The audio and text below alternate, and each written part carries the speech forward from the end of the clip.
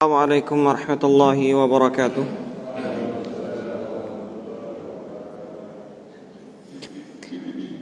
Alhamdulillah nahmaduhu wa nasta'inuhu wa nastaghfiruh wa na'udzu billahi min shururi anfusina wa sayyiati a'malina. Man yahdihillahu fala mudilla lahu wa man yudlilhu falan tajida lahu waliyan mursyida. أشهد أن لا إله إلا الله وحده لا شريك له وأشهد أن محمدا عبده ونبيه ورسوله لا نبي ولا رسول بعده.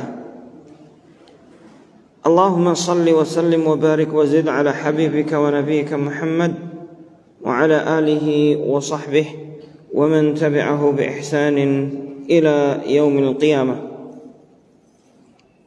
إخوتي في الله شركم الله. Alhamdulillah, segala puji bagi Allah Subhanahu wa ta'ala yang telah memberikan kenikmatan kepada kita,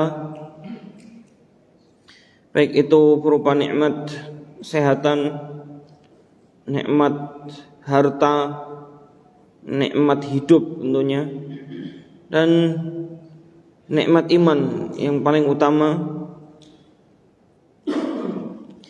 Sehingga dengan kenikmatan iman inilah Allah SWT memberikan pertolongan bagi kita untuk mendatangi rumahnya yang mulia. Semoga Allah SWT memberikan keistiqomahan pada kita dalam jalan yang diridainya. Salawat dan salam kita aturkan pada junjungan kita Nabi Muhammad sallallahu alaihi wasallam, serta keluarga dan para sahabat-sahabatnya, para tabi'in, tabi'it tabi'in, dan orang-orang yang mengikuti mereka hingga akhir zaman nanti. Semua sekalian yang dirahmati oleh Allah Subhanahu wa taala, di kesempatan pagi hari ini, alhamdulillah ya, kita masih dipertemukan kembali oleh Allah Subhanahu wa taala. Kalau kemarin kita membahas yang masih berkaitan dengan akidah, itu adalah tabarruk, meminta keberkahan. Ya, maka hari ini saya ingin membahas tentang sihir. Sihir dan perdukunan dan yang sejenisnya. Sama sekali Allah SWT, Rasulullah sallallahu alaihi wasallam, ini sekelas Rasulullah sallallahu alaihi wasallam, itu pernah disihir oleh seorang dukun Yahudi. Itu pernah disihir. Rasulullah SAW pernah disihir. Artinya sihir itu ada dan nyata. Kemudian perdukunan dari dulu selalu ada sampai sekarang pun. Oleh karenanya Islam mengajarkan pada kita dan mengatur akan bagaimana hukum-hukum hal-hal tersebut, baik itu sihir, perdukunan, dan sejenisnya. Kenapa saya bahas ini, ikhwah? Karena kadang-kadang kita ini nggak sadar kalau kita kadang-kadang dibawa ke arah sana dalam berbagai hal. Ya, kadang-kadang orang melihat ya ramalan-ramalan tertentu yang itu sama juga mengetahui atau mengaku mengetahui hal gaib. Ya, padahal tidak ada yang bisa tahu akan hal gaib kecuali Allah. Bahkan Rasulullah sallallahu alaihi wasallam sekalipun itu tidak tahu akan hal gaib kecuali atas izin Allah dan setelah tahu dari Allah SWT. Ya, sebagaimana firman Allah SWT, "Qul la ya'lamu man fis samawati wal ardil ghaiba illallah." Katakanlah wahai Muhammad, tidak ada yang mengetahui, baik itu siapapun yang ada di langit maupun di bumi, tentang hal gaib kecuali hanya Allah Subhanahu wa ta'ala. Pokok dari hal gaib ini termaktub dalam akhir surat Luqman. Ya, disebutkan oleh Allah SWT di dalam akhir surat Luqman. A'udzubillahi minasyaitonirrajim. Allah SWT berfirman, "Innallaha 'indahu 'ilmus sa'ah." Ini yang sudah kita bahas ya.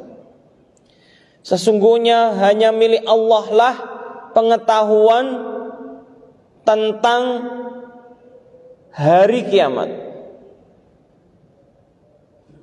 Kemudian wa yunazzilul ghaits, dan yang menurunkan hujan, yang tahu kapan hujan, porsinya seberapa, ya, kepada siapa saja, itu hanya Allah Subhanahu wa taala. Maka pernah terjadi di Madinah sama Allah Subhanahu wa taala. Itu kekeringan panjang.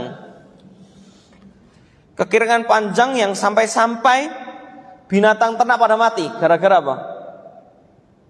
Tidak ada makanan. Air susah.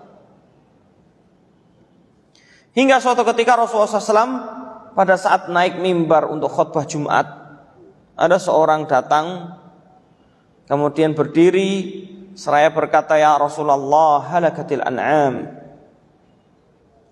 Ya Rasulullah, binatang-binatang ternak pada mati. Kemudian berkata, "Ya Rasulullah SAW, kita kekeringan, nggak ada air, susah sekali." Kemudian orang ini berkata, "Mintakanlah kepada Allah supaya Allah menurunkan hujan." Maka saat itu juga Rasulullah SAW di tengah khutbahnya, beliau meminta hujan. Ya, ini boleh Pak. Khutbah Jumat lagi tengah-tengah boleh. Ada dua yang dibolehkan seorang itu mengganggu khutbah, bukan mengganggu sebenarnya. Karena ada faktor kedua. Satu, minta doa, yakni minta hujan dan lain sebagainya. Jadi khutbah itu menyela khutbah Jumatnya. Ini karena faktor ini boleh. Yang kedua apa? Bertanya sesuatu yang sangat penting yang tidak difahami, ya, tentang apa yang disampaikan. Itu boleh. Tapi bukan langsung nanya-nanya semuanya, enggak ya. Hal yang sangat penting yang tidak difahami, itu boleh. Kemudian akhirnya apa? Rasulullah SAW berdoa. Ketika Rasulullah SAW berdoa, belum selesai Rasulullah doa itu, hujan turun. Karena Rasulullah SAW berdoa minta hujan, hujan turun. Akhirnya hujan turun deras. Saking derasnya tiap hari nggak berhenti. Ya, ini pernah ya, di Tangerang satu hari satu malam nggak berhenti aja banjir ya. Ya enggak? Ya, saya juga ketar-ketir kalau sudah satu hari satu malam nggak berhenti, wah, mikir-mikir jangan-jangan nih, ya, karena biasanya di depan rumah saya sudah menggendang air lumayan ya. Nah ini jawaban Allah SWT. Akhirnya pekan berikutnya, Jumat berikutnya, orang yang sama datang lagi. "Ya Rasulullah, binatang semua pada mati, kebanjiran." Ya ini terjadi banjir besar di Madinah. Kebanjiran sampai-sampai semua binatang ternak pada mati. Akhirnya apa? Orang ini minta, "Ya Rasulullah, berikan kami ya rizki untuk kami dan binatang-binatang ternak kami." Akhirnya Rasulullah SAW berdoa, "Ya Allah," saya gak lupa ya ini lafadznya, "berikanlah hujan pada tempat-tempat penampungan air, tempat-tempat air, yakni apa? Sungai-sungai, kebun-kebun, kemudian sawah-sawah, ladang-ladang." Itu yang disebutkan Rasulullah. "Allahumma hawalaina la alaina." Ini salah satu lafadznya begitu. "Ya Allah, berikanlah sekitar kami, tidak atas kami. Ngerti nggak maksudnya? Berikanlah hujan ini kepada sekitar kami, jangan kau jadikan hujan ini sebagai azab bagi kami. Dan begitu seterusnya. Allahumma fil anhar, ya Allah berikan di sungai-sungai dan lain sebagainya. Maka kemudian di saat itu ada fenomena yang unik sekali. Hujan itu pilih-pilih. Kalau kita masih menyaksikan paling ya sini hujan sampai Kebun besar sudah, sana nggak hujan gitu, sini hujan. Kan pernah ya, kita udah pakai mantel gitu ya, sampai sana lah kita doang yang pakai mantel gitu kan. Ya itu mungkin terjadi ya. Tapi ini benar-benar pilih-pilih dan kelihatan, dan orang tuh menyaksikan bagaimana hujan itu benar-benar ada di tempat-tempat tertentu, tapi nggak di tempat-tempat yang lain. Jadi ibaratnya sini bukan kebun ya, tanah lapang, nggak ada kebun, nggak hujan, tapi kebun-kebun hujan. Kayak disirami. Ini menunjukkan jelas sekali yang bisa menurunkan hujan hanya Allah Subhanahu wa taala.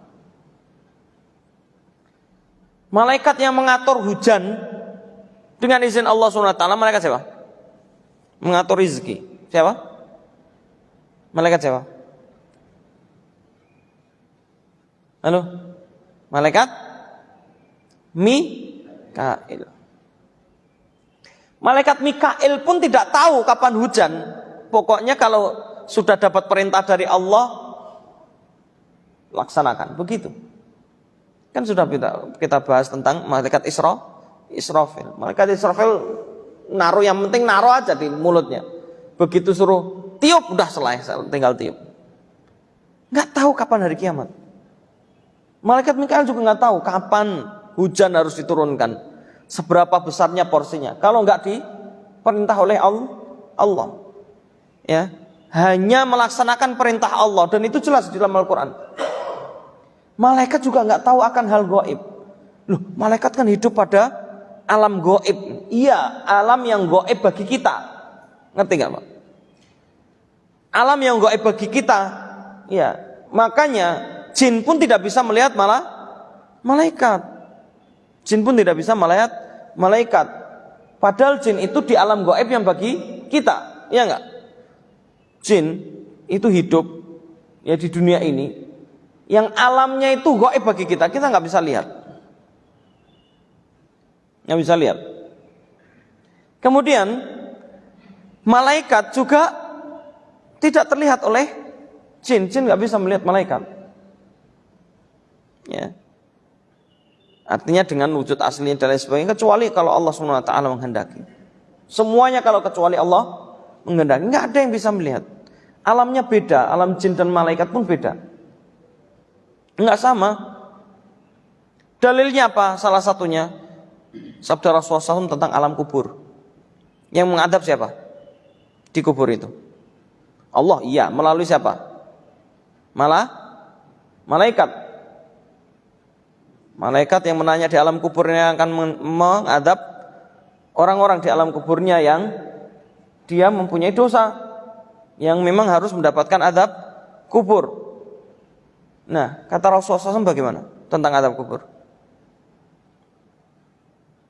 Tidak ada yang bisa mendengar, ya, dari kalangan sakalan, ya ini apa?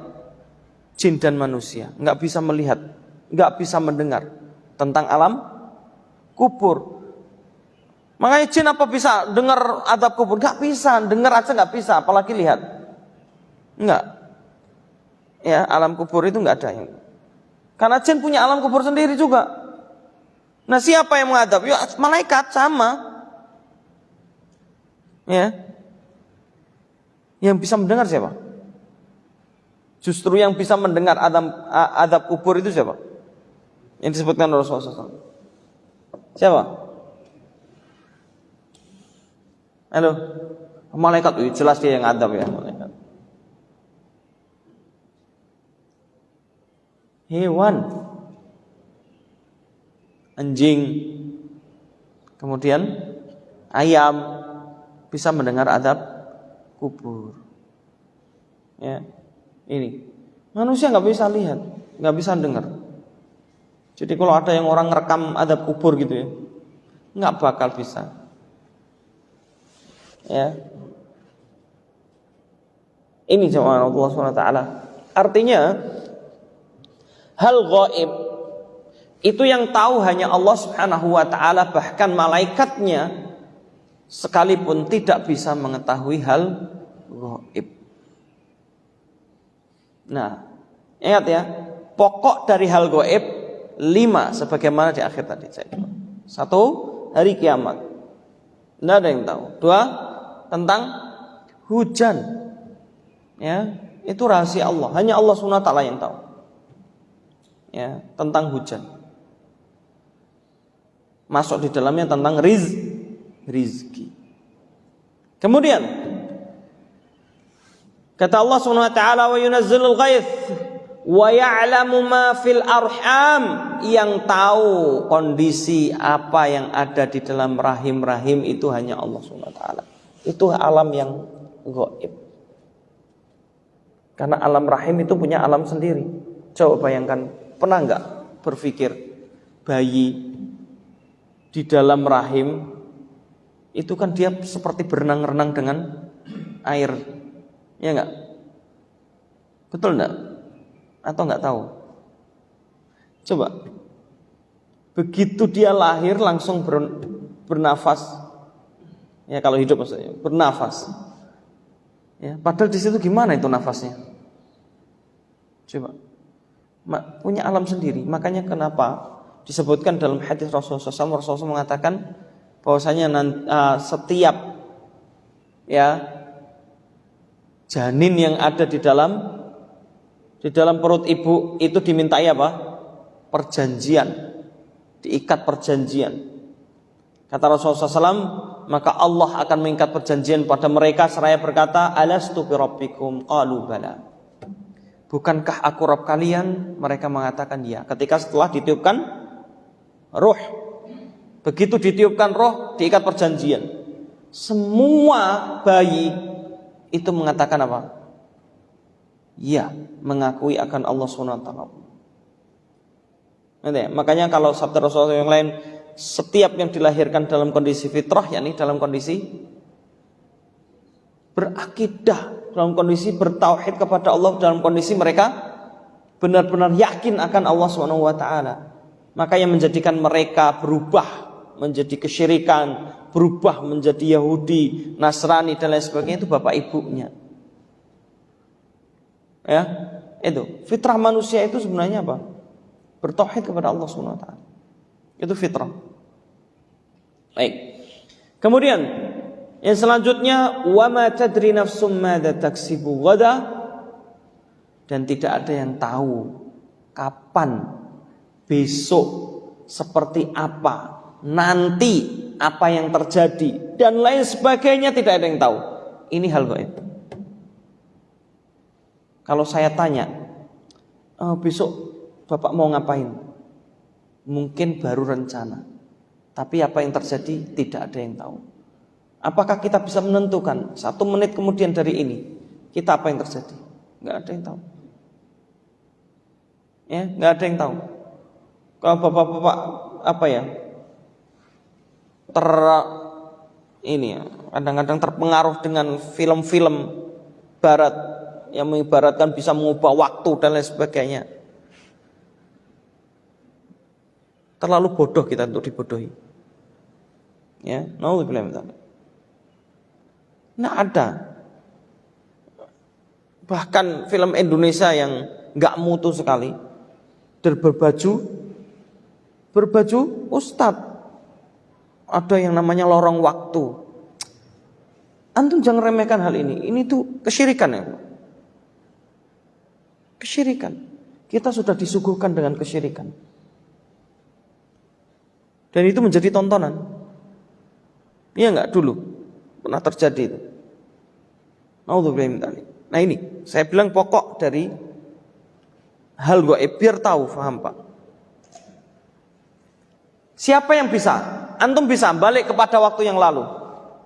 Enggak ada yang masuk neraka kalau kayak gitu Pak. Karena dia tahu nanti gimana caranya. Udah saya perbaiki. Enggak ada. Jelas ayatnya. Ya. Ini. Maka tidak ada yang tahu apa yang akan terjadi. Wa ma tadri nafsun. Jelas Allah mengatakan, tidak ada seorang pun yang bisa mengetahui apa yang akan terjadi nanti, besok, kecuali hanya Allah SWT. Yang terakhir adalah wa ma tadri nafsun bi ayyi ardin tamut. Tentang kematian itu tidak ada yang tahu, itu rahasia Allah SWT. Kalau seorang itu tahu besok mati, nggak mungkin orang itu foya-foya, nggak mungkin orang itu bermaksiat. Kalau dia tahu nanti setelah kematian ada, yakin bahwa setelah kematian ada kehidupan, dihidupkan kembali, dipertanggungjawabkan, nggak akan. Masalahnya, ada yang tahu nggak matinya kapan? Ya, Mama Loreng aja nggak tahu kok. Dulu masa anehnya orang masih percaya dengan seperti itu. Ini kebodohannya bertumpuk-tumpuk. Ya, dia mati nggak tahu, dia nggak tahu kematiannya sendiri. Naudzubillah min dzalik. Cuman Allah SWT. Ini saya akan sampaikan ini karena hal ini adalah akan bisa membatalkan banyak hal. Satu, syahadat kita bisa batal. Dua, minimal itu apa? Sholat kita tidak diterima. Dan ini mengerikan. Kalau sholatnya nggak diterima, lalu bagaimana amalan yang lain, Pak? Jelas nggak akan diterima. Kok bisa? Iya, sholat itu standar. Ya, kalau sholatnya nggak diterima, bagaimana mau diterima? Ada banyak hal yang menyebabkan sholat orang itu tidak diterima. Salah satunya perempuan, ya, seorang wanita yang tidak memakai jilbab, auratnya tersingkap di mana-mana, semua orang melihat, sholatnya nggak bakal diterima, ya, sampai dia menutupnya. Ya. Termasuk seorang wanita yang apa?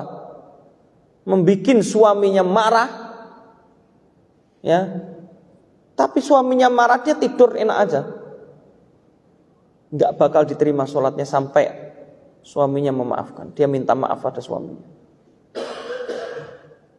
Nah, salah satunya dalam urusan kesyirikan, dalam urusan sihir, perdukunan itu apa? Cuma nanya seorang tentang hal gaib yang orang ini dianggap mengaku dirinya mengetahui hal gaib. Kita nanya doang, padahal tidak membenarkan. Enggak membenarkan, artinya apa? Enggak mempercayai. Itu dah sholatnya tidak diterima 40 hari 40 malam. Antum buka banyak sekali hadisnya ini, bukan 1 2. Rasulullah SAW bersabda, "Man ata arrafan au kahinan lam tuqbal lahu salatun arba'ina lailah."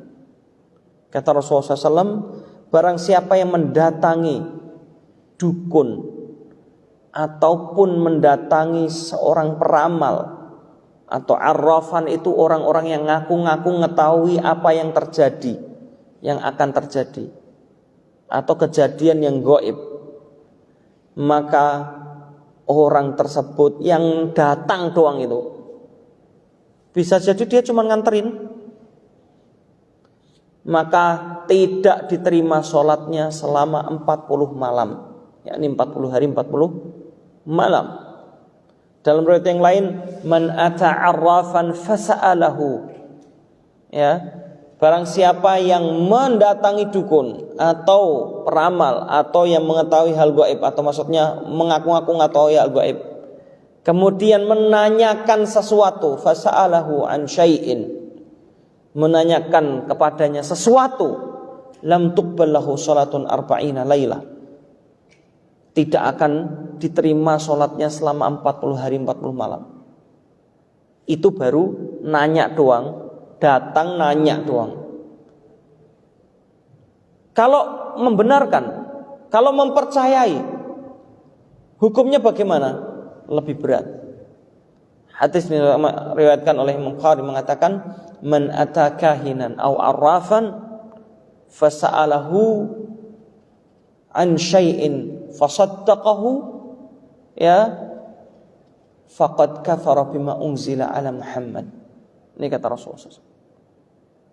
Barang siapa yang mendatangi dukun ataupun peramal dan sejenisnya, kemudian menanyakan sesuatu dan mempercayainya, maka dia telah kafir terhadap apa yang telah diturunkan kepada Muhammad. Itu kata Rasulullah. Rasulullah sendiri yang ngomong. Dalam ayat yang lain, barang siapa yang mendatangi dukun atau peramal kemudian mempercayainya, tidak nanya, mempercayai omongan dukun, maka telah kafir terhadap apa yang telah diturunkan kepada Muhammad. Ya, ini telah kafir dari syariat Allah SWT. Ini ngeri loh Pak. Kalau bahas fikih Pak, ada yang sholatnya begini, ada yang sholatnya begini, sampai kafir nggak? Nggak ada. Oke, nggak usah begitu. Urusan yang lainnya, orang nggak sholat, tapi dia masih mengakui sholat itu wajib. Orangnya nggak sholat, males sholat gitu ya, kafir nggak? Nggak sampai keluar dari agama Allah SWT. Disebutkan kufur, tapi tidak sampai derajat keluar dari agama Allah SWT. Tapi urusan ini sampai keluar dari agama Allah SWT. Rasulullah pernah menanyakan kepada dukun nggak? Pernah. Tapi makanya nanti ada dibahas pembahasan yang lebih detail ya. Nanya itu tergantung nanyanya bagaimana. Rasulullah pernah nanya. Suatu ketika Rasulullah bersama para sahabat kemudian bertemu dengan seorang dukun atau peramal. Dan ini terjadi. Maka Rasulullah SAW buru-buru menyembunyikan sesuatu di balik tubuhnya. Apa maksud Rasulullah SAW di sini?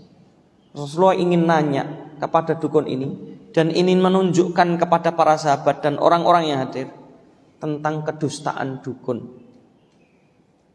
ya, kedustaan mereka. Rasulullah hanya mengatakan, tahu kamu apa yang saya sembunyikan di balik tanganku? Tahu apa?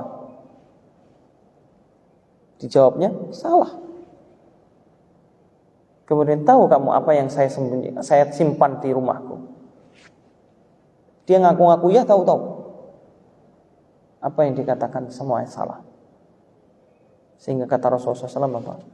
Di balik satu kebenaran yang dikatakan oleh dukun, ada 1000 kedustaan yang salah, ya, bersamanya. Artinya Pak, gampangnya begini Pak. Kalau saya punya sesuatu, ya, katakanlah ini apalah, botol kosong atau bagaimana. Kalau saya ada salah satu dari ini saya isi sesuatu, kemudian saya bolak-balik lah bagaimana, tidak kelihatan semua. Kemudian saya suruh nebak Bapak, tebak Pak, yang mana yang ada isinya. Kalau kita nebak, namanya tebakan, kadang-kadang benar, kadang-kadang salah. Itulah yang terjadi pada dukun. Mereka menebak-nebak. Siapa yang membisikin? Setannya atau jinnya, ya, membisikkan kepadanya. Jinnya dari mana? Jinnya nebak-nebak. Setannya itu menebak-nebak.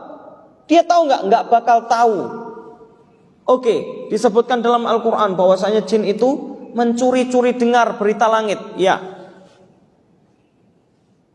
ini baru mukadimah Pak, belum masuk pembahasan secara terperinci urut ya. Apakah jin mencuri-curi dengar untuk mendapatkan berita langit? Ya. Allah SWT mengatakan di dalam Al-Quran, yastariquna sam'a.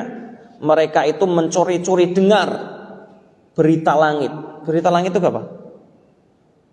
Berita langit itu apa? Komando dari Allah pada malaikat, ya. Katakanlah Allah mengatakan malaikat pada malaikat Mikail, kasih hujan tuh di sono, kasih hujan itu seumpama ini. Nah, jin, setan-setan itu mereka akan membuat apa? menara, bukan menara. Membuat mereka saling apa namanya? Kalau disebut saling mereka saling gendong gitu ya. Kalau bahasa kita ya. Tapi mereka kan bisa terbang ya. Ya, jin bisa terbang. Berbeda dengan manusia. Ya, itu Allah berikan keistimewaan. Ya. Dia bisa lari dengan cepat, ya. Itu keistimewaan. Makanya zaman Nabi Sulaiman, ketika Nabi Sulaiman bilang, siapa yang bisa memindahkan singgasana Ratu Bilqis? Ifrit dengan jumawanya langsung berdiri, wahai Nabi Sulaiman, saya bisa memindahkan singgasana Ratu Bilqis sebelum engkau bangkit dari dudukmu. Kok bisa? Iya, dia terbang cepat, langsung dia pindahkan, diambil itu singgasana, gampang bisa. Memang dia punya kelebihan itu. Ifrit itu termasuk golongan jin yang ras paling kuat. Ngerti nggak? Gampang Pak, namanya manusia kan ada macam-macam bentuknya, rasnya juga, ada yang hitam, ada yang putih, ada yang gede, ada yang kecil, ya enggak? Ya begitu. Ibaratnya kalau kita bilang antum bersanding sama orang Jerman yang cenderung gede-gede gitu ya, ya kan enggak ada apa-apanya, antum disentil aja kalah gitu ya seumpama. Ya beda lah, kelasnya beda. Ifrit itu kelas jin yang paling kuat. Makanya disebutkan nanti dalam tafsir Ibnu Katsir tentang kekufuran Ifrit sepeninggal Nabi Sulaiman. Ya. Maka jin yang paling pertama ya terkena hasutan iblis. Terus iblis siapa? Iblis itu satu orang, Pak. Ini saya bicara kemana-mana, tapi biar paham ya. Iblis itu satu orang, nama aslinya Harith. Ada yang namanya Harith? Nggak apa-apa, nama Harith nggak apa-apa. Yang nggak boleh itu kalau ngasih nama yang jelas-jelas itu nama kekafiran atau nama setan langsung yang Allah sebutkan atau Rasul sebutkan. Contohnya ngasih nama anaknya iblis atau ngasih nama anaknya khinzib atau khonzab, ini ala lugatain, dibaca dua, ada dua versi ya, menyebutnya khonzab atau khinzib. Siapa khinzib? Setan pengganggu sholat, itu khinzib atau khanzab. Iya, ada setan khusus. Rasulullah yang bilang sendiri, setan khusus sukanya ganggu orang sholat, namanya khinzib atau khanzab. Ya, jadi kalau softnya nggak rapat, itu pasti ada setannya. Iya, softnya nggak rapat. Rapatnya apa? Khilaf di kalangan ulama. Rapat itu ada yang mengatakan punggungnya, ada yang mengatakan kakinya, ada yang mengatakan dua-duanya. Jadi kalau antum sudah rapat punggungnya, kakinya nggak rapat, terus kamu jangan salah ente, enggak juga. Karena ada beberapa nanti penjelasan para ulama. Tapi intinya rapat, ngerti ya? Lah kalau punggung sama kakinya aja udah renggang, apa yang terjadi? Oh, setannya banyak. Iya, khinzib kata Rasul. Maka kalau antum ngasih nama anak khinzib, wah itu nggak boleh itu. Nggak boleh itu ngasih nama, satu nama Allah nggak boleh, dua ngasih nama setan, itu nggak boleh ngasih nama anaknya. Atau yang ketiga nama-nama orang-orang bejat yang jelas bejatnya, pasti nama Fir'aun gitu. Seumpama nggak boleh. Antum kasih nama anak antum Abu Lahab gitu. Itu doa. Taib. Ini ya. Ini nama-nama. Tapi kalau antum kasih nama anaknya nama-nama seumpama saya kasih nama jin Ustaz. Ya, nama jin gitu. Ada seorang jin yang makasih Pak. Seorang jin yang baik gitu ya semua. Kasih nama boleh enggak? Boleh. Contohnya yang terjadi pada Umar bin Abdul Aziz ceritanya. Ini malah ceritanya biar enggak ngantuk ya. Nanti dalam perjalanannya Umar bin Abdul Aziz itu pernah berburu bersama pembantunya. Pembantunya ini mantan budaknya, tapi dia seorang ulama, alim. Hingga suatu ketika lagi berburu, kan berdua doang, tiba-tiba ada suara keronceng sekali. ketika Umar bin Abdul Aziz di saat berburu ketemu dengan seekor ular. Seekor ular, ularnya gede sekali, besar. Mati tapi ularnya. Maka kemudian apa? Namanya adab seorang mukmin, Masya Allah ya. Maka Umar bin Abdul Aziz menguburkan ular itu bersama dengan pembantunya tadi. Lagi mau dikuburin, tiba-tiba terdengar suara yang kencang sekali. Ya kharqa, keras kan. Maka Umar bin Abdul Aziz kaget, ini kita cuma berdua, kenapa ada suara-suara ini? Itu jangan-jangan kalau di antara kita ada yang lari itu kan, dengar. Di hutan seumpama ya, di hutan belantara tiba-tiba ada suara, lah ini siapa? Enggak ada siapa-siapa. Tapi Umar bin Abdul Aziz enggak begitu ya. Enggak ada takut.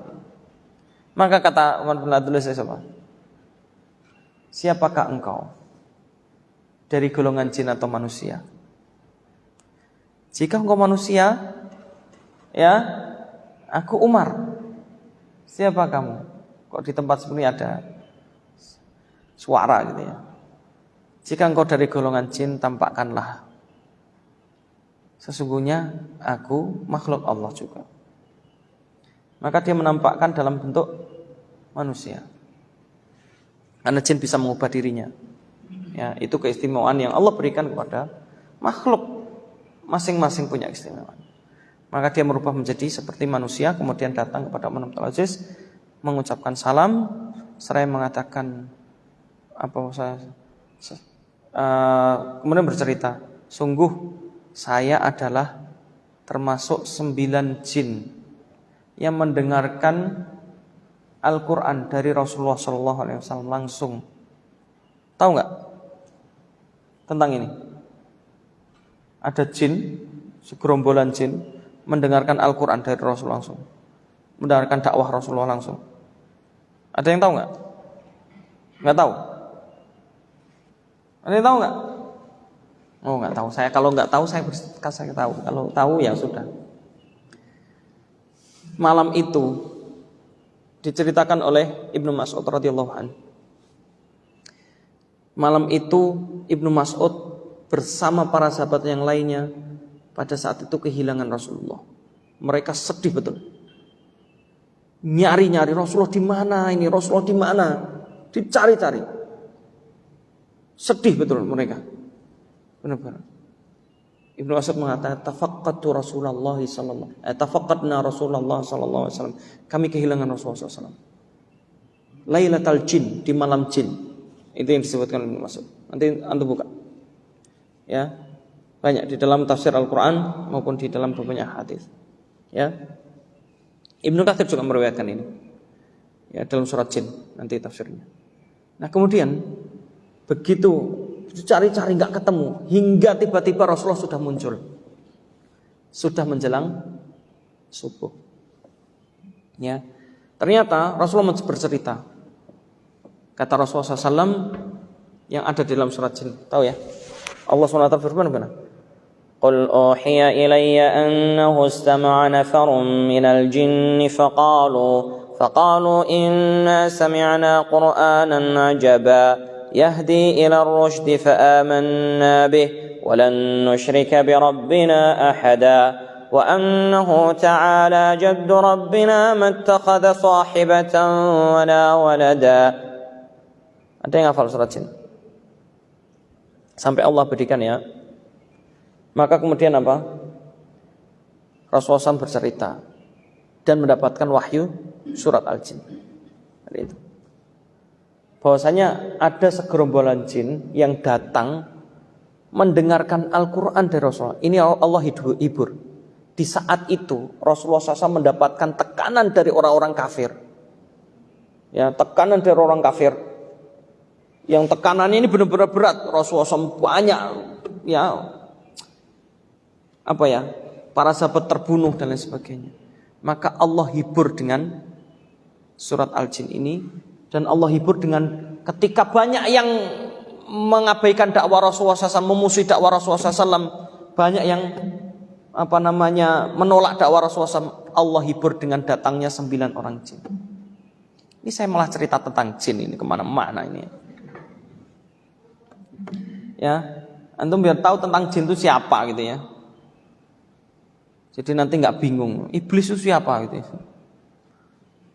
Nah jin ini, 9 orang jin, jumlahnya 9, itu yang disebutkan oleh Rasulullah SAW. 9 orang ini adalah para pemimpin kaum. Jadi jin punya kaum, iya, jin punya, ya saya bilang tadi lah, mungkin antum punya masyarakat, punya ini pimpinan kaum. Berteman mereka 9 ini. Begitu mendengar mendengar Al-Quran dari Rasulullah SAW, yang Rasulullah bacakan, mereka menangis. Mereka menangis, kemudian mendengarkan dakwah Rasulullah SAW selama malam itu, dan mendapatkan pengajaran dari Rasulullah SAW. Ya, diajarkan oleh Rasulullah SAW apa? Tentang mabadi'ul Islam, yakni apa? Akidah. Kemudian diajarkan tentang agama ini malam itu. Wih kok pinter yo, bisa jadi jin lebih pintar dari manusia. Ya. Kemudian mendapatkan semalam dapat pelajaran banyak cepatnya. Bisa jadi. Ya. Maka kemudian apa? Setelah itu begitu mendengar pertama kali bacaan Al-Qur'an, anda tahu komentarnya jin pada saat itu yang mendengarkan bacaan Al-Qur'an. Mereka berkomentar apa? Sungguh ini adalah wahyu dari Allah. Ini firman Allah yang pernah datang kepada Musa. Ya. Kemudian kepada Sulaiman. Dan sungguh kami bersaksi akan kebenaran hal ini. Maka kemudian apa? Mereka takjub. Sehingga di dalam beberapa tafsir disebutkan jin-jin ini tidak pernah menyaksikan kerasulan Nabi Isa. Paham ya? Jin ini, 9 ini adalah jin. Kok umurnya panjang? Iya.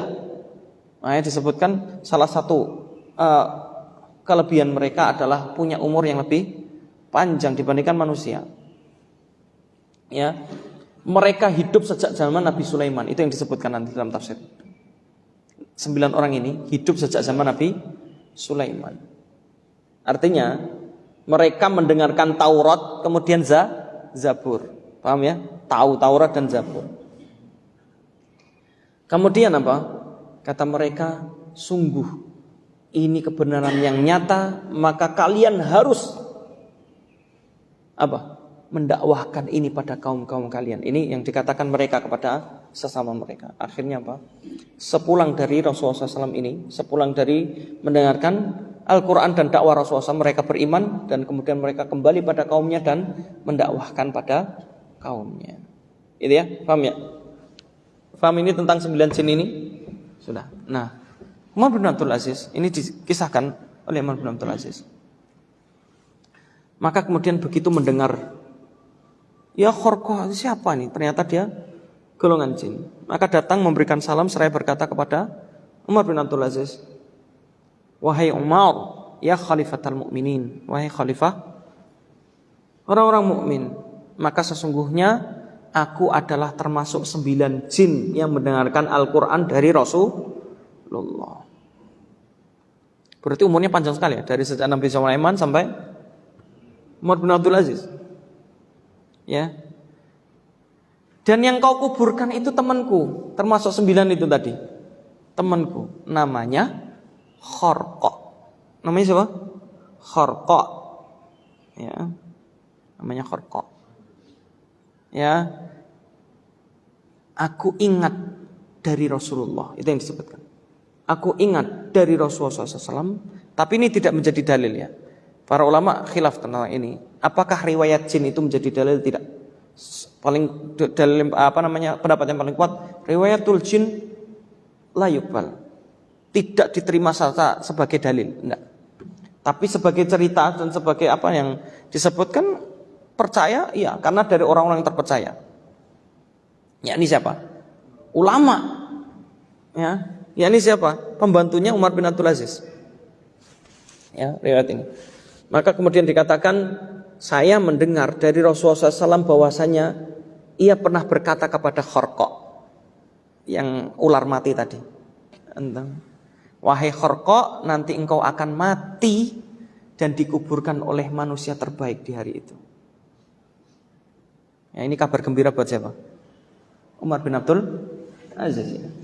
Makanya Umar bin Abdul Aziz, Masya Allah, orang yang tawadhu ya, berkata kepada pembantunya, jangan pernah engkau ceritakan kisah perjalanan kita kepada siapapun kecuali setelah aku mati. Kalau sudah mati kan tidak akan ada kesombongan, tidak ada akan macam-macam. Dan Masya Allah, memang Umar bin Abdul Aziz, demi Allah Pak, kalau antum tahu bagaimana Umar bin Abdul Aziz, antum bakal takjub, demi Allah. Hidup di lingkungan istana tapi hidup miskin, mungkin gak? Susah ya Pak. Antum hidup dengan kemewahan tapi antum hidup aneh sendiri gitu. Lingkungan kesultanan kan istrinya keturunan kerajaan, anak sultan. Gampangnya begitu. Dia mau apa aja gampang, mudah. Makanya kemudian Rasul sudah pernah merasakan kenikmatan namanya kurma paling enak, semua jenis kurma pernah merasakan, ya. Tapi gaya hidupnya gaya hidup miskin, zuhud, sangat zuhud. Itu Umar bin Abdul Aziz. Makanya kalau beliau pernah merasakan kurma, komentar kurma itu tahu, gitu. Kurma yang paling enak kurma apa yang tahu. Karena ya lingkungan kalian pasti ya pernah merasakan kemewahan itu, tapi beliau tidak hidup itu dengan itu. Makanya beliau dipilih menjadi khalifah itu kenapa? Putra mahkota masih kecil, putra mahkota belum balik, anak sultannya belum balik, yang laki-laki tentunya kan. Nah kakaknya itu istrinya Umar bin Abdul Aziz ini. Nah sehingga kemudian para ulama pada saat itu sepakat setelah bermusyawarah harus dipilih seorang khalifah untuk menggantikan khalifah yang sudah meninggal. Tapi tidak ada putra mahkota, tapi harus dipilih ini. Maka dipilihlah Umar bin Abdul Aziz dengan dalil atau dengan pertimbangan apa? Satu, dia masih ada keluarga kerajaan, yakni istrinya. Ya, istrinya adalah istilahnya kalau orang sekarang ya apa? Putri raja gitu ya. Maka beliau dipilih menjadi khalifah. Cuman menjabat 2 tahun Pak, setelah itu meninggal. Tapi 2 tahun berubah total seluruh negeri. Enggak butuh 5 tahun Pak. Ya. Enggak butuh 5 tahun. Apalagi 10 tahun. Enggak. Itu bedanya Pak. Beda kualitas ya beda. Ya. Jauh ya Pak. Enggak benar ini ya. Nyata Pak. Umar bin Abdul Aziz itu Masya Allah. Karena ketakwaan seorang pemimpin itu menjadikan ketakwaan apa? Rakyatnya. Rakyat tuh enggak berani memberontak. Ya orang tuh rakyat tuh memberontak ataupun rakyat tuh protes. Itu mesti karena sebab apa? Kedzaliman atau kesalahan yang ada pada memimpin mereka, ya. Sedangkan sampai dikisahkan tidak ada semua orang yang dahulu memberontak pada pemimpin sebelumnya, yang dahulu pada protes kepada pemimpin sebelumnya, nggak punya alasan untuk protes kepada Umar bin Abdul Aziz. Mau protes, wah ini kami kenapa nggak dapat suplai makanan, kami dizalimi dan sebagainya. Umar bin Abdul Aziz saja miskin. Satu. Semua orang miskin di seluruh pelosok disuplai. Kan saya sudah pernah cerita. Sampai semua orang kaya tuh bingung mau ngasih zakatnya. Itu terjadi di Umar bin Abdul Aziz. Dia datangi orang dulu miskin. Ini saya mau kasih zakat. Enggak usah. Saya udah enggak berhak mengasih zakat. Kenapa? Ani udah kaya. Enggak ada orang miskin tuh hari itu. Beneran Pak? Enggak ada orang miskin. Kenapa? Orang miskin udah melimpah, makanan sudah ada semuanya, sudah disuplai sama negara, udah nggak butuh lagi. Mau apa lagi ente ngasih beras, ngasih apa? Sudah. Cuman beras 10 kilo aja cuma. Seumpama gitu ya. Seumpama. Enggak butuh aneh. Orang udah melimpah dari Umar bin Abdul Aziz. Iya kan? Itu harta Baitul Mal itu saking melimpahnya. Ini kan jelas Masya Allah. Sampai sisa-sisa. Itu padahal semua udah disuplai semuanya, sisa-sisa. Sisa pun nggak habis-habis. Demi Allah benar. Secara mencatat itu benar. Semua orang menyaksikan keberkahan dari Allah SWT. Masya Allah ya. Ini malah kemana-mana ya. Itu bedanya. Nah, ini jawaban Allah SWT. Makanya ya, hari itu perjalanan yang Masya Allah ya. Di zaman Umar bin Abdul Aziz itu perjalanan yang sangat barokah. Kemudian, jadi bisa difahami bahwasanya jin itu punya alam tersendiri. Mereka juga punya kaum-kaum tersendiri. Mereka punya dan yang menempati dunia ini, yang menempati bumi ini pertama kali bukan manusia. Sudah ada orang sebelumnya, yakni jin yang duluan menempati bumi ini. Nanti buka tafsir Ibnu Katsir, enggak percaya. Ya. Enggak usah tafsir yang macam-macam yang sampai enggak hafal, enggak terkenal bagi orang Indonesia gitu ya. Ibnu Katsir itu udah paling terkenal lah. Buka, enggak percaya. Bagaimana hadis-hadis Rasulullah SAW tentang hal ini? Di mana yang menempati bumi ini pertama kali bukan manusia, tapi sudah ada penghuninya sebelumnya, yakni golongan para jin yang mereka duluan menempati. Jadi Pak, kalau Bapak tiba-tiba ya punya tanah ya di mana gitu ya, kemudian begitu antum bangun rumah, antum tempati, kok tiba-tiba ada orang lain yang ada di situ gitu ya, malam-malam tiba-tiba ada yang masak sendiri gitu ya, nggak usah takut ya, memang duluan mereka dibandingkan kita. Iya, duluan mereka. Dalilnya apa? Yang terjadi disebutkan oleh Ibnu Katsir rahimahullah bahwasanya dulu yang menempati bumi ini adalah golongan para jin, sehingga mereka membuat kerusakan di muka bumi. Kemudian mereka saling menumpahkan darah, yakni apa? Saling membunuh. Mereka saling membunuh dan pokoknya peperangan terjadi dan lain sebagainya di antara mereka. Karena jin manusia seperti manusia, nggak jauh beda. Artinya mereka juga ya punya hawa nafsu, punya akal, ya sama. Maka kemudian apa? Allah kirimkan pasukan dari golongan malaikat. Kemudian dipimpin oleh siapa? Iblis. Dulu namanya Harith. Iblis ini seorang jin yang sangat alim. Jin yang sangat alim. Ibaratnya kalau bahasa kita ulama gitu ya. Jin yang berilmu, yang bertakwa hari itu ya. Maka kemudian apa? Iblis dikasih amanah oleh Allah SWT untuk memerangi mereka melalui dengan pasukan para malaikat, sehingga mereka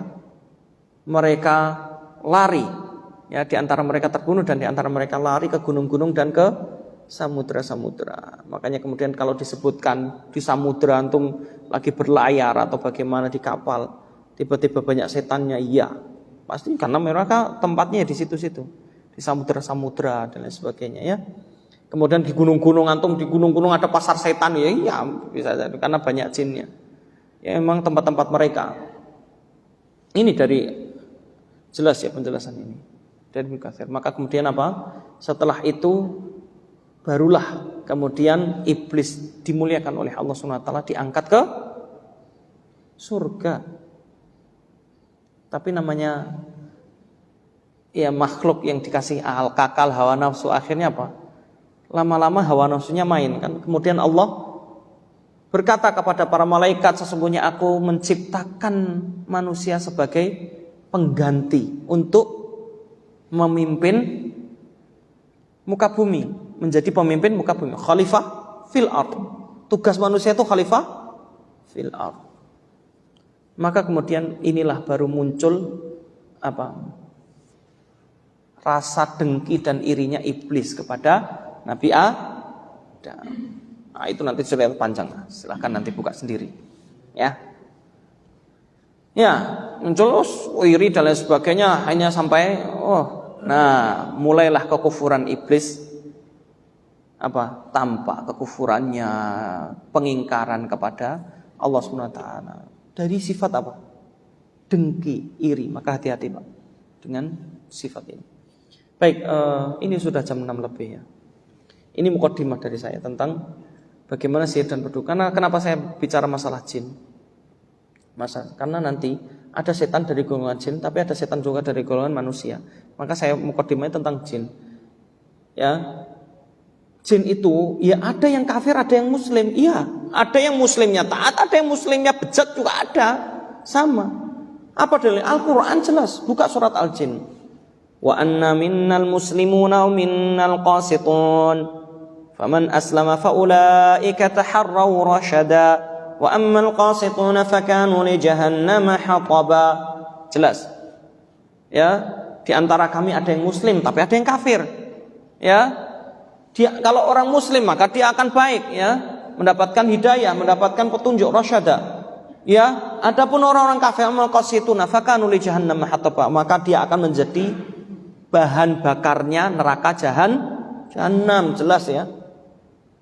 Kemudian disebutkan juga wa anna minnal muslimuna wa anna minnas salihuna wa minna duna dzalik. Di antara kami, di antara jin itu ada yang soleh, tapi ada juga yang di bawah itu. Maksudnya ya kurang soleh gitu.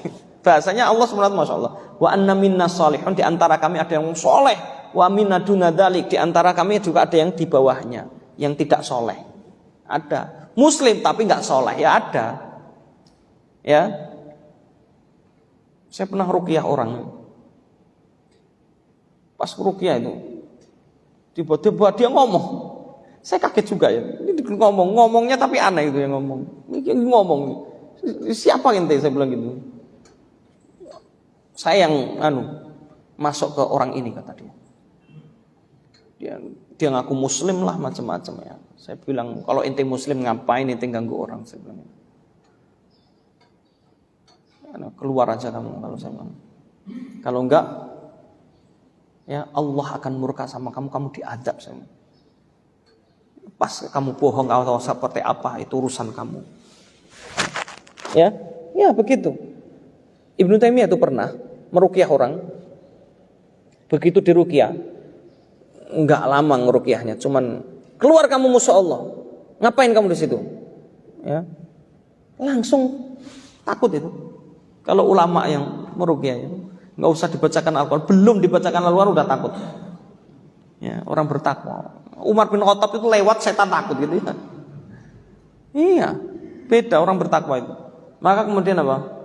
Kata orang ini, iya, saya keluar karena takut sama kamu. Kata Ibnu Taimiyah, jangan, ngapain kamu takut sama saya? Kalau kamu takut sama saya syirik. Kalau setan takut pada manusia, makanya setan dan jin-jinnya dukun itu syirik. Surat Al-Jin nanti kita akan bahas lebih detail nanti insyaallah. Ya itu. Maka kemudian apa? Akhirnya kata Ibnu Taimiyah, keluar kamu karena takut kepada Allah SWT. Maka iya, saya keluar karena takut kepada Allah. Maka dia keluar. Kan salah satu syariat ruqyah itu dengan mengatakan apa? Ukhruj ya adwallah, keluar kamu wahai musuh Allah. Itu yang ruqyahnya Rasulullah SAW. Ya, Rasulullah meruqyah, ya. Seorang sahabat itu mengatakan ukhruj ya adwallah, keluar kamu wahai musuh Allah. Karena kalau orang jin masuk ke manusia kemudian dia mengendalikan manusia, ini namanya jin yang musyrik. Ya. Termasuk jinnya para dukun dan lain sebagainya. Itu jin. Nah, adapun iblis itu satu orang doang. Maka kalau ada, Ustaz, kalau ada yang orang dibilang iblis, yaitu penyebutan untuk menjelekkan atau untuk mencela gitu ya. Ya nggak usah jauh-jauh. Kadang-kadang kita bilang ada sebagian orang kalau saking marahnya, wah ente setan gitu. Ada atau iblis. Ya karena perbuatannya bisa jadi. Karena perbuatannya kemudian disebut iblis ya. Padahal sebenarnya iblis itu namanya asli Harith, disebut iblis karena pengingkarannya. Makanya Allah menyebutnya sebagai iblis. Nanti buka tafsir. Ya. Wallahu a'lam bishawab, panjang lebar ya, kemana-mana, tapi antum akan paham nanti insyaallah tentang bagaimana tentang kesyirikan yang terjadi terkait dengan sihir dan perdukunan. Terus nanti awal mula sihir bagaimana, kok ada terjadi sihir, ya seperti apa, kemudian sihirnya bagaimana dan lain sebagainya, termasuk kisah tentang Nabi Sulaiman. Panjang nanti insyaallah. akan kita bahas insya Allah jika Allah menghendaki pada pertemuan yang datang. Ramadan ya. Ramadan masih oke, masih berjalan. Ya. Yang nggak berjalan makannya ya. Ya. Insya Allah kalau Allah menghendaki itu saja dari saya, kurang lebihnya mohon maaf. Ada pertanyaan enggak? Enggak ada ya. Kalau pertanyaan nanti. Ya silakan.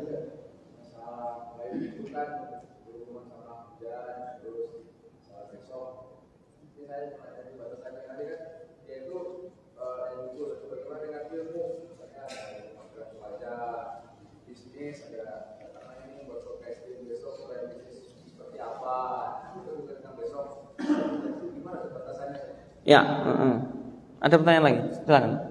Mengenai sihir, apa ada tanda yang spesifik orang itu terkena sihir?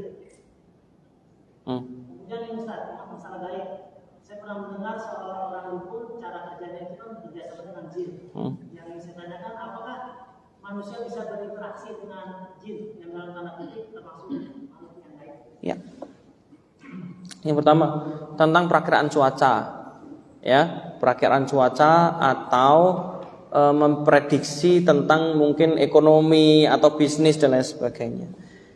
Kalau memperkirakan, manusia bisa memperkirakan atau memprediksi, ngerti nggak? Memprediksi atau planning itu boleh ya. Perkiraan cuaca kan perakiraan, bukan memastikan. Kalau memastikan nggak bakal bisa. Perakiraan cuaca besok ternyata Tangerang hujan, ternyata enggak. Berkali-kali loh, bener ya. Saya enggak ya gitu. Artinya itu perakiraan boleh enggak? Boleh. Selama tidak memastikan. Yang enggak boleh itu seorang memastikan besok hujan. Ya enggak boleh. Ya. Nah, ini yang disebut dengan hal yang enggak boleh. Ya. Termasuk memprediksi. Jadi ya kalau mau bisnisnya lancar, bisnisnya nanti bisa banyak orderan atau bagaimana caranya, ini caranya begini. Ternyata sudah dilakukan itu bangkrut juga gitu ya, ada. Ya artinya itu boleh, dari sini batasannya boleh. Yang nggak boleh memastikan. Kalau antum bilang, ente pengen bisnisnya, nih caranya begini, ini pasti ini nggak boleh. Ini pasti nanti sukses ini nggak boleh. Sama aja kalau kayak gini ya. Meskipun urusan bisnis juga, ya nggak boleh. Itu Allahu a'lam. Kemudian terkait dengan sihir, ya tentang sihir. Gimana tadi? Oh ya, spesifik tentang orang yang terkena sihir itu ada nggak? Iya, ada. Ya, tanda orang yang terkena sihir. Ya nanti ada beberapa penjelasan dari ulama ya terkait dengan beberapa yang disebutkan dari kasus-kasus yang terjadi di zaman Rasulullah SAW juga ya. Zaman Rasulullah ada manusia, namanya manusia juga ada. Ya tanda spesifik salah satunya saya tidak hafal secara sepenuhnya. Insya Allah kalau kapan-kapan ada waktu bisa kita bahas tentang ruqyah syariah. Di ruqyah syariah saya ada beberapa kitab yang pernah saya baca. Jadi salah satunya tanda-tanda sihir, orang ini terkena sihir. Biasanya apa? Satu, dia akan punya rasa takut yang sangat berlebihan kepada sesuatu yang nggak jelas. Itu tanda-tandanya salah satunya. Ya, tiba-tiba dia diliputi rasa takut, kemana-mana takut, kemana-mana dan lain sebagainya, terus dia berhalusinasi. Itu salah satu tanda-tandanya. Ya, itu. Atau bisa jadi orang ini tiba-tiba melakukan hal-hal yang tidak lazim. Ini itu salah satu tanda-tandanya. Allah a'lam. Ada memang tanda-tanda spesifik. Ya. Apalagi kalau dibacakan Al-Qur'an teriak-teriak, wah jangan-jangan. Apalagi dikemungkinkan diadani kok dia lari terbirit-birit, berarti setan. Ya enggak? Kalau ada dibacakan adzan kok fobia, berarti setan. Ya. Bukan saya yang ngomong, Rasulullah yang ngomongnya. Rasulullah yang ngomong. Ini ya contohnya. Terus tentang apa tadi? Ya dukun. Mungkin nggak seorang itu atau dukun itu bisa interaksi dengan jin? Ya sangat mungkin. Bisa nggak? Bisa. Bisa. Dan ini wakil nyata bahwasanya adanya interaksi antara manusia dan jin. Dalilnya apa? Al-Quran yang mengatakan surat Al-Jin. Wa annahu kana rijalun minal ins ya'uduna birijalin minal jinni fazaduhum rahaqa. Kata Allah SWT, dan sesungguhnya ada dari golongan laki-laki dari golongan manusia meminta pertolongan dan perlindungan kepada laki-laki dari golongan jin, maka mereka semuanya tidak bertambah kecuali bertambah kesesatan. Ya, paham ya? Ini nanti terus minta pertolongan kepada jin itu apa dan lain sebagainya, itu akan kita bahas. Soalnya ini agak berkelanjutan, panjang tentunya pembahasannya, panjang sekali. Ya, tapi ini pembahasan akidah yang sangat penting. Jadi biar jamaah sekalian bisa lebih memahami supaya kita terproteksi. Juga bagaimana kita memproteksi diri dari bahaya sihir. Ya, salah satu simpelnya saya kasih simpelnya. 1, doa pagi dan sore atau zikir pagi dan sore. Yang kedua apa? Makan 7 butir kurma ajwa di pagi hari, maka engkau akan terhindar dari sihir, salah satunya. Wallahu a'lam. Nanti akan kita bahas insyaallah. Itu ya. Cukup saya kira. Kita akhiri perjumpaan kita atau pertemuan kita pada pagi hari ini dengan doa al-Fatihah. Subhanakallah hamdika asyhadu an la ilaha illa anta. Kurang dan lebihnya atau hal-hal yang kurang berkenan saya mohon maaf. Akhiru da'wana alhamdulillahirabbil alamin wa sallallahu ala Muhammad wa ala alihi washabihi ajmain. Assalamualaikum warahmatullahi wabarakatuh.